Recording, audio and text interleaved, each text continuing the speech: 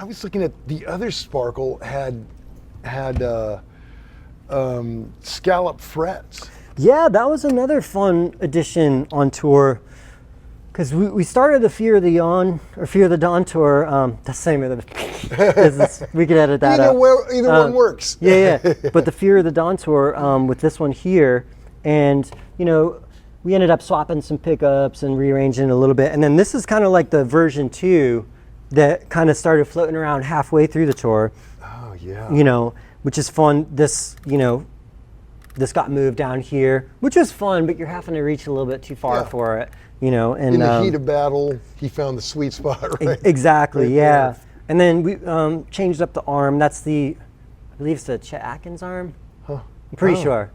Cool. Yeah, so that ended up kind of coming about, and then that leaves it so that you can still have your normal Telecaster kind of control cavity, right. where it is, staying kind of a little bit more true to form, and that's kind of the Cabernita style pick guard. Yeah. But then, it's really fun, like over time and in the studio, and like kind of being in Nashville, being able to, swap around, and the guys at Fender, are really nice about kind of printing up a whole bunch of these, and we'll kind of drill them out in Jack's garage and start moving them around and stuff. You can kind of see like, the little design differences where on the blue Sparkle you see it kind of goes in there. But then, it kind of ended up leaving this little gap here, so you get that little strip of black in between that kind of helps define everything a little bit more. And, sure, you can see the whole development. That's so cool. Yeah, and then that one, you can see that pickup got moved a couple of times, and yeah. This one was fun too because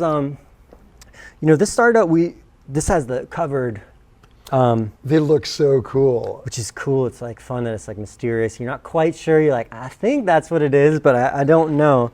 And Perry pointed out too, it's like small, medium, large. Yeah, and that's also like another design, kind of look is like how do you kind of streamline it and make it, do what you want functionally and sound the way you want it to, but also kind of balance that with aesthetics and making sure that it looks cool. And, and so it's just about finding, that harmony in that all. And and it sounds fantastic. It does sound like a little bit different with the covered pickups. But I think it's kind of fun. Like on this tour, it's been nice. I feel like this has been coming out at the end of the set, and it's a little bit brighter, and it kind of punches through like a little bit different. It doesn't have quite as much kind of low end, beefiness and low mids as like this one does. Because, end of a loud rock show, your ears are feeling it a little bit, like a little extra high end to kind of pop through, I feel like is nice. So I feel like that's like, whether it's subconscious or consciously, like, reaching for this by the end of the set. But this is cool too, because it started out as a different neck entirely on another Telecaster he had, but then he wanted to try out a soft V profile. So that's got quite a different feel in your hand, where you can kind of get quite a bit more leverage on that and dig in. Did Chip make this? Chip did make that. Because this looks like a Van Halen neck. I mean, like just that kind of no finish, Oh, he loves feel that. of it. The sanded down. Yeah. A lot of the guitars I've sanded down to like 600 or 800 grit on the back of the neck and keep that nice and smooth and stuff. And but yeah, this one's super cool because he's got that V profile in there. But then at another stage in the tour, I want to say it was like a Ritchie Blackmore video or something like that he was checking out, and he heard about the partially scalloped. Yeah. Do you know what I mean? It's not. It's just the side of scallops. It's not the full plate of it, like the Malmsteen or whatever that guy is. And it's pretty fun because it's only in the solo, like wiggly jiggly bits. You know what I mean? It's not like messing with any of your chords or your power chords, bar chords, or anything. Yeah. And it's just fun because you fight that guitar differently. You're in a different battle when it has different elements to it. And Hey, can I plug it in? Absolutely. I want to try this side. Okay. Okay. I think Jack Jack's a big guy, so I gotta bring it strap up. Whoa! Holy smokes!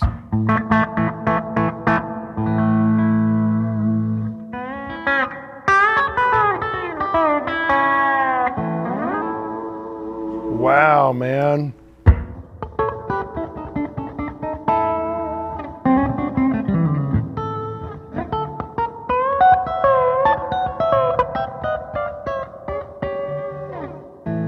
Wow.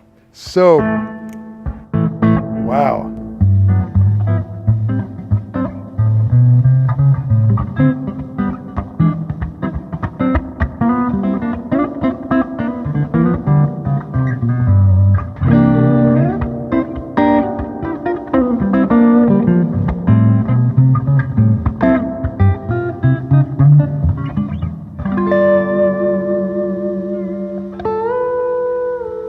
Whoa. Wow, what a great guitar. Well, and I love too that you approach that totally differently than, either of us would, and it has that flexibility that it sounds totally different in your hands than mine, because I'm such a ham-fisted power chord guy, or it's just like clunk on that thing, you know what I mean? I'm just old school Nashville. Yeah. God, man, but it's so cool that it does it all. Yeah, and that's what's fun about it on the road is having those options, and in the studio of getting to bounce around so fast. And I even like the way you've got the whammy bar. You could alter it where it goes out that side. The wide side could be out. Exactly. Or whatever works. It's that kind of tweaking to see what works for you in the heat of battle. Totally. Okay, well, this is so hip. So when Fender puts this out, it'll be much like this, only maybe without the B bender. Yeah, I mean, this one is basically exactly the same as that one, just no B bender. Yeah. So it's just got the original plate on it. And I like the thing with that ergonomic little. Yeah, man. Honestly, no heel there. That makes such a difference. It's so funny because it's those couple little details that inner punk in me is just kind of like, oh man, I don't care about that stuff, and then you play it and you're like, oh, that's cool. I get it. Yeah, that's nice having that extra little carve out on there. So that's a great little feature. And it's like life's hard enough. Let's make some easy things. That's what that little. Yeah, exactly. So.